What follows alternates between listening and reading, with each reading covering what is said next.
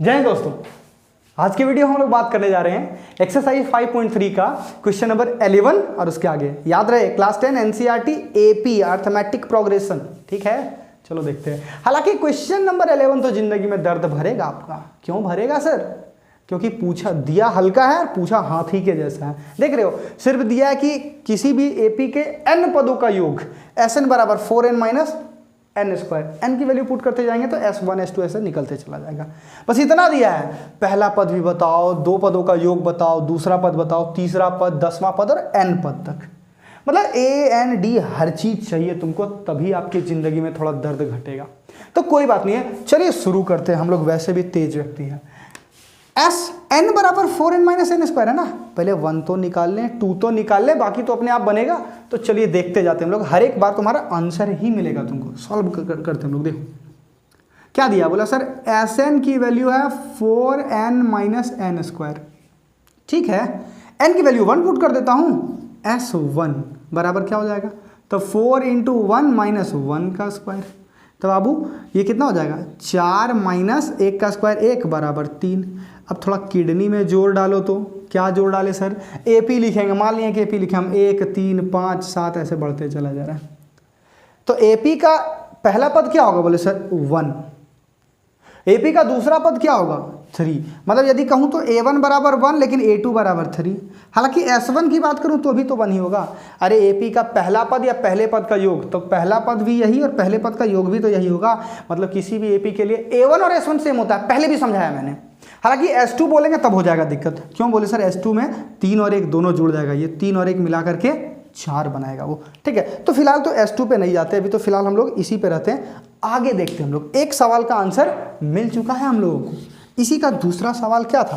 बोला sir A1 बता दिए, अब S2 बताइए। तो यहीं से निकाल लूंगा मैं S2। कैसे निकालूंगा S2? बोले सर इस बार S2 डाल दीजिए। तो 4 इंटू 2 माइनस 2 का स्क्वायर। अरे n के जगह 2 डाल दिया मैंने, क्या आएगा? तो ये हो गया 4 दूनी 8 माइनस 4 दूनी 8 माइनस 2 का स्क्वायर 4। तो बराबर कितना आ गया? 4। बोला सर, बोला दूसरा पद भी निकालने बोला, तो बोले सर ये दूसरा पद भी आंसर निकल गया। अब क्या बोला? बोला इतना में नहीं मानेंगे, दूसरा पद भी बताओ हमको। बोले रुक जाओ, बर्दाश्त करो, बता रहा हूं मैं। जरा देखो, इसकी गरीबी हटाओ थोड़ा।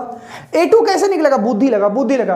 बोले सर S2 जो होगा ना वो क्या होगा? बोले सर A1 प्लस A2 को जोड़िएगा तब S2 आएगा। अरे S2 बराबर क्या होगा? दो पदों का योग। तब पहला पद A1, दूसरा पद A2। तुम थोड़ा ध्यान दो तो बाबू, थोड़ा किडनी में जोर लगाओ। तो S2 की वैल्यू 4 है, ठीक है। A1 की वैल्यू, बोले S1 बोले या A1 बोले कोई फर्क नहीं पड़ता है, 3 दिख रहा है। S2 की वैल्यू तुरंत निकाले हैं 4, और A1 बोले या S1 बोले बात एक ही है, 3 प्लस का A2। तो इस हिसाब से एक ही लाइन में समेट दो ना। A2 की वैल्यू क्या आ जाएगी? ये 3 इधर आएगा, मतलब 4 माइनस 3 इज इक्वल टू 1। बोले सर दूसरा पद भी निकल गया है, बर्दाश्त करेंगे थोड़ा सा। दूसरा पद भी निकल गया है। बोले पहला पद S1 को मैं A1 भी कह सकता हूं, दूसरा पद भी निकल गया है। बोला तीसरा बताइए, 10वां बताइए, nवां बताएं। बोले मैं सब बताऊंगा, थोड़ा वेट कर लो। यदि A1 पता है, A2 पता है, तो पहले D निकालो, फिर सब निकालेंगे। D क्या होता है? D होता क्या है? बोले सर D कुछ नहीं होता, दो क्रमागत को घटाया जाता है। A2 minus A1। तो A2 की वैल्यू है 1 माइनस A1 की वैल्यू कितनी है? बोले 3 सर। A1 की वैल्यू कितनी है? 3। तो 1 माइनस 3 इक्वल टू माइनस का 2। हालांकि मुझे यहां से D पता चल चुका है। यह बहुत मायने रखेगा आपके आगे के सवालों के लिए। तो D पता चल गया, A2 निकाल ही चुके हैं, A3 नहीं निकलेगा क्या? अरे निकलेगा कि नहीं निकलेगा A3? बोले बिल्कुल निकलेगा सर, सस्ते में निकालूंगा।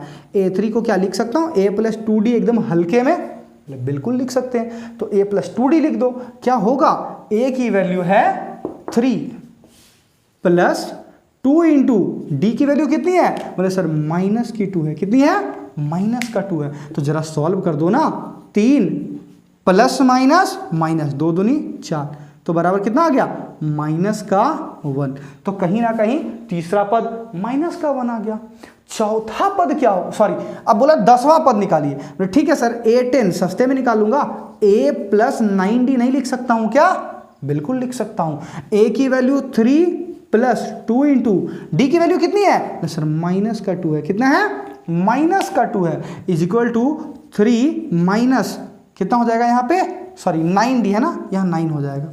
तो 9 दूनी 18 माइनस का 18 तो बराबर कितना होगा, 18 की वैल्यू कितनी आएगी 18 में से 3 गया, कितना बचा बोले सर माइनस का 15 बचा, कितना बच गया माइनस का 15। इसी प्रकार बोला ए एन भी निकाल के दिखाओ, मैं तुरंत निकाल देता हूं ए एन इक्वल टू नहीं होता है क्या A plus N minus 1 into D, फटाफट निकाल दूंगा मैं। ए की वैल्यू 3 है प्लस एन तो पता नहीं है, ठीक है कोई दिक्कत नहीं है, लेकिन डी की वैल्यू मुझे पता है, कितना है डी का वैल्यू माइनस का 2 है इंटू माइनस का 2, बस इसको सॉल्व कर दो और आंसर निकाल लो। बोले सर ये 3, ध्यान से देखना ये प्लस इंटू एन बराबर प्लस होगा, लेकिन माइनस का 2 गुना हो जाएगा तो प्लस माइनस माइनस, तो माइनस का ये हो गया 2n। ध्यान से देखो फिर से, minus into minus is equal two plus, तो 2 एकम 2, तो फाइनली कितना आ रहा है देखो तो 3 और 2 5 माइनस 2n, और ये हो गया आपका फाइनल वाला आंसर। तो इस प्रकार से आपने सारे आंसर देख लिए, ठीक है आप इसको नोट कर सकते हो। देखो क्वेश्चन नंबर 12 थोड़ा दर्द देगा आपको, क्यों देगा सर, क्योंकि थोड़ा अजीब बोल दिया, कुछ नहीं बोला है, थोड़ा दिमाग लगाओ। बोले ऐसे प्रथम 40 पूर्णांकों का योग ज्ञात कीजिए जो 6 से कटे सिर्फ, find out the sum of 40 positive integers which are only divisible by 6, जो सिर्फ 6 से कट रहा है, ठीक है जो सिर्फ 6 से कटे। पहली बात तो ये देख, पूर्णांक बोलेंगे किसको, बोले सर पूर्णांक इंटीजर 0 1 2 3 इधर भी बढ़ा दो, -1 -2 -3 इधर भी बढ़ा दो, यही ना होता है पूर्णांक। लेकिन ध्यान दो तो बोले सर ये होता है नेगेटिव वाला, ये ऋणात्मक हो गया, 1 से इधर लेंगे तो ये धनात्मक हो गया, और 2 0 तो उदासीन है, न्यूट्रल है, it is positive negative and neutral. We have to talk about the positive integers, हमें ना धनात्मक पूर्णांक के बारे में बात करना है। तो बाबू एक बात बताओ, पहला कौन सा धनात्मक पूर्णांक होगा जो 6 से कट जाएगा, तो पहला तो 6 ही कटेगा, फिर 12 कटेगा, फिर 18 कटेगा, फिर 24 कटेगा, अरे यही ना कटेगा, धनात्मक पूर्णांक यही ना होगा। तो जब तुमको बोला कि पहले 40 धन पूर्णांक का योग ज्ञात करना है, धन पूर्णांक मतलब सब इधर लेंगे, एक एपी बनेगा बाबू, क्या बनेगा, बोले सर पहला कौन सा होगा जो कट जाएगा, तो पहला 6 होगा, फिर 12 होगा, फिर 18 होगा, फिर 24 होगा, एपी भी खुद से बनाना है। इसके बीच वाले कोई भी पॉजिटिव पूर्णांक 6 से नहीं कटेंगे, तो एपी मैंने खुद से बना दिया। अब बोला 40 गो का सम निकालना, ठीक है पहले ए डी एन वगैरह सब निकाल लेते हैं, उसके बाद मैं सब निकाल दूंगा, जरा दिमाग लगाओ।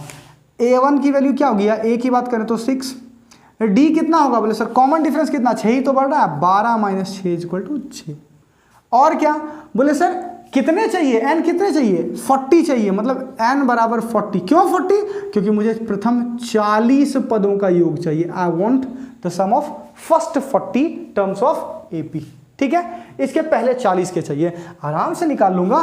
क्या मुझे नहीं पता है एस एन का formula, n/2 into 2a plus n minus 1 into D, फटाफट लगाओ, क्या S40 चाहिए equal to 40/2 into 2 into A की value 6 plus 40 minus 1 into D की वैल्यू भी 6 ही तो है। जरा देखो तो ये 20 बार में कटेगा, ठीक है जहाँ जहाँ कट रहा है उसको निकालते चले जाओ। ये हो गया 20 इंटू 6 दूनी 12 प्लस, थोड़ा दिमाग लगाओ, 40 में से 1 गया तो 39 गुना 6 कितना हो जाएगा, 4 छक 24, 240 में 6 घटा दो 234 आ जाएगा, ठीक है चलिए ठीक है, इसको गुना करने पर इतना ही आता। अब जरा इसको गुना करो, 20 गुना जोड़ो तो कितना होगा 246 नहीं हो जाएगा 246, अरे 4 2 6 3 और 1 4। अब इसको भी गुना कर दो, कैसे गुना करेंगे, 2 छक 12, 2 चौके 8 और 1 9, 2 दूनी 4 और 1 0 का 1 0, तो 4920 आंसर हो गया। आप इसको नोट कर लीजिए, फिर मैं आगे बताता हूँ। क्या क्वेश्चन नंबर 13 देखिए सेम वाला फीलिंग नहीं आया, इसमें भी तो वही बोल दिया, बोला 8 के प्रथम 15 गुणजों का योग ज्ञात करें, find out the sum of first 15 multiples of 8। अरे 8 का गुणज बोलेंगे किसको, अरे 8 का पहला गुणज क्या होता है, 8 खुद हो जाएगा, फिर 8 दूनी 16 हो जाएगा, 24 हो जाएगा, 8 का मल्टीपल क्या 8 को ही तो बड़ा करते चले जाते हैं हम लोग, 2 से 3 से 4 से ऐसे मल्टीप्लाई करते चले जाएंगे। तो एपी क्या बन रहा है जरा देखो तो। बोले सर एपी बन रहा है आपका 8, 16, 24, 32 ऐसे बढ़ेगा ये, ठीक है। मुझे इसका सम ज्ञात करना है। मैं क्या करूंगा, तो मैं ना इसको थोड़ा सॉल्व कर देता हूँ, फटाफट करता हूँ। a is equal to 8, D क्या होगा बोले सर 16 माइनस 8 बराबर फिर से 8। n कितना है बोले सर 15, कितना 15 गुना चाहिए n 15। तो s 15 की वैल्यू के लिए मैं वेट कर रहा हूँ। किसके लिए? s 15। फॉर्मूला लगाओ ना फटाक से, sn is equal to n/2 into 2a plus n minus 1 into D. फटाफट देखो, n is equal to 15/2 into 2 into a की value 8 plus n is equal to 15 minus 1 into D की वैल्यू भी 8 होगी। तो यहाँ से क्या पता चल रहा है आपको, 15/2 गुना 8 दूनी 16 प्लस ध्यान से देखोगे आप कितना होगा 14 गुना 8, 14 ठी 112, ठीक है 112 हो गया यहाँ पे, ठीक है। अब तुम ध्यान से देखोगे क्या दिखेगा, तो तुमको दिखेगा ये 15/2 गुना इसको जोड़ो कितना आएगा 112 में 16 जोड़ेंगे तो 12 10 22 मतलब 128 आ जाएगा, ठीक है। इसको काट दो ना, 2 छक 12 2 चौके 8, तो क्या ये 15 इंटू 64 नहीं हुआ? और इसको गुना कर दो, 15 चौके 60 हाथ में से 6, 15 छक कितना 15 छक 15 छक 90 कितना होगा 15 छक 90 और 6 96 आंसर आ गया तुम्हारा। एक सेकेंड देखो, अब इसको 15 को 64 से गुना कर दो कितना हो जाएगा 15 चौके 60 हाथ में से आ गया 6, 15 छक 120 और 6 126 और ये हो गया आपका आंसर। देख रहे हो क्वेश्चन नंबर 14, ये भी दर्द देगा। अरे कुछ नहीं, ये भी एपी सेटिस्फाइड करा दो काम बन जाएगा। क्या बोला? बोला कि 0 और 50 के बीच की विषम संख्याओं का योग ज्ञात करो, ठीक है। 0 और 50 के बीच की विषम संख्याओं का योग, 0 से 50 के बीच में जितने भी विषम संख्याएं आ रही, जितने भी ऑड नंबर्स आ रही है उसका सम निकाल दो। कैसे निकलेगा? How will I find out it? तो सबसे पहले तुम ध्यान से देखो ना कि सर ये कैसे होगा, 0 1 2 3 4 ऐसे करके जाएगा 48 49 50। अरे 0 से 50 तक यहीं तक तो जाएगा, but you have to take only the odd numbers. कौन सा लेना? Odd number. 1 ले सकते हैं सर, 3 ले सकते हैं, 5 ले सकते हैं, 49 ले सकते हैं, लेकिन ये सब इवन वाले को नहीं ले सकते हम। तो चलो कोई बात नहीं है। देखो तो एक एपी नहीं दिख रहा है, 1 3 5 7 9 2 बढ़ेगा तो कहीं ना कहीं एक एपी दिखेगा तुमको। क्या होगा वो एपी? 1 3 5 7 और लास्ट जाओगे कहाँ तक? 49 तक जाओगे, क्योंकि 50 तो आपका इवन हो जाएगा, आप उसको ले नहीं सकते हो। बोला इसका योग ज्ञात करना है। चलिए सर पहले ये तो देखो कितने टर्म है इसमें, n निकालना आवश्यक होगा। क्या निकालना आवश्यक होगा इसमें? n। हालांकि जो जो दिया है उसको तो आप देख सकते हो। क्या दिया होगा आपको? तो sir a is equal to 1 है, d तो आराम से निकाल सकते हैं 3 माइनस 1 इज इक्वल टू 2, और इसका जो लास्ट वाला टर्म है an वो भी 49 है। मुझे ना पहले अब मुझे बोला क्या कि मुझे इसके Sn का योग निकालना है। इसमें टोटल जितने भी टर्म है ना उसको निकाल देना। अब कितना भी होगा वो देखेंगे बाद में, पहले an निकालते हैं, पहले n निकालते हैं। n कहाँ से निकालेंगे? तो फॉर्मूला नहीं आता है क्या? an is equal to a plus n minus 1 into D. n की वैल्यू कितनी है? अंतिम पद क्या है इसका? बोले सर 49 है, यहाँ 49 डाला मैंने। a की वैल्यू 1 plus n minus 1 into D की वैल्यू प्लस का 2 है। कितना है? प्लस का 2। ठीक है कोई दिक्कत नहीं है। 49 ये प्लस इधर आएगा तो माइनस हो जाएगा, माइनस का 1 is equal to n minus 1 into 2। ठीक है कोई दिक्कत नहीं है। 49 में 1 क्या तो 48, अरे 2 गुना में है, इधर आएगा तो भागा नहीं लगेगा, क्या बचा n माइनस 1। इसको काटो, कितना बार में कटेगा? बोले सर 24 बार में कट जाएगा। और यहाँ से कह सकते हैं कि 24 माइनस उठ के इधर आएगा, क्या ये प्लस नहीं होगा? Is equal to n। तो n की वैल्यू कितनी आ गई? 25। और वैसे भी 0 से लेके 50 तक में 25 ही तो विषम संख्याएं होती है। आप डायरेक्ट भी तो कर सकते हो, लेकिन करना क्या है? इन 25 संख्याओं का योग ज्ञात करना है। क्या करना है आपको? You have to find out the sum of these 25 numbers. क्या होगा? तो आप फॉर्मूला लगाओ ना, Sn is equal to n/2 into A plus सस्ता वाला लगाएंगे यहाँ पे, क्योंकि अंतिम पद पता है और मेहनत करेंगे नहीं ज़्यादा हम। S 25 is equal to 25/2 into A की वैल्यू 1 प्लस लास्ट वाले टर्म में ए की वैल्यू थी कितनी?